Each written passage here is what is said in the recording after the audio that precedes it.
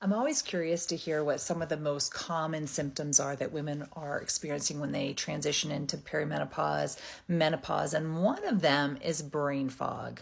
So, let me explain why this is happening, especially if you're suffering from this. If you're new to me, my name is Sherry. I'm certified in menopause health and hormone optimization, and I love to educate women so they can make informed decisions as they transition into menopause. Now, your brain is highly reliant on hormone levels. Okay, so when your estrogen level starts to go down, things, just normal processes in your brain, such as thinking clearly, focus, memory, they're all affected. And yes, estrogen, testosterone, they're both responsible for this, but progesterone in a little bit more indirect way, which I'll explain. But when you start having these hormones fluctuating, you may be starting to feel like, oh my gosh, I can't seem to figure out that word to finish my sentence, or you misplace your keys for the fifth time today and you can't remember where they're at, or you're looking for your sunglasses and here they've been on your head the whole time. Or you may just have trouble concentrating, like you just can't seem to get your brain to start working. Everything just seems to process a little bit slower. Now, like I said, hormones can be the culprit, right? So when you have lower testosterone, lower estrogen levels, it directly influences how your brain is able to respond. But there's also micronutrient things that you have to look at.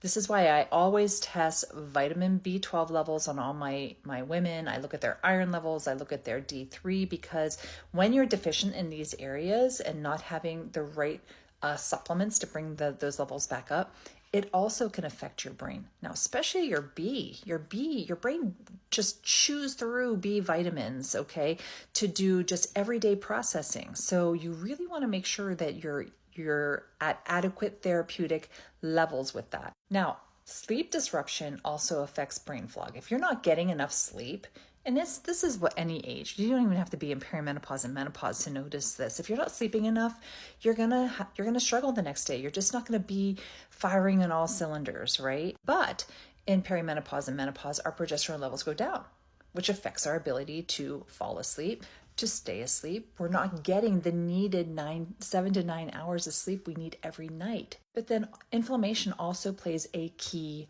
role, okay? Inflammation and brain fog are directly correlated with each other. Now, inflammation in our body can be from multiple different things. It can be because your hormones aren't balanced. It can be because you're not eating a nutritious diet. It can be because you're not sleeping. It can be because you're under a lot of stress, or you're not getting enough exercise. So doing all the lifestyle things is so important. I cannot stress this enough, because a lot of women feel that, well, if I just replace my hormones and get those optimized, I'll be fine. I can still eat the way I did when I was in my 20s, but that's not the case. You have to really work on all the different areas. And it's so important to address this early.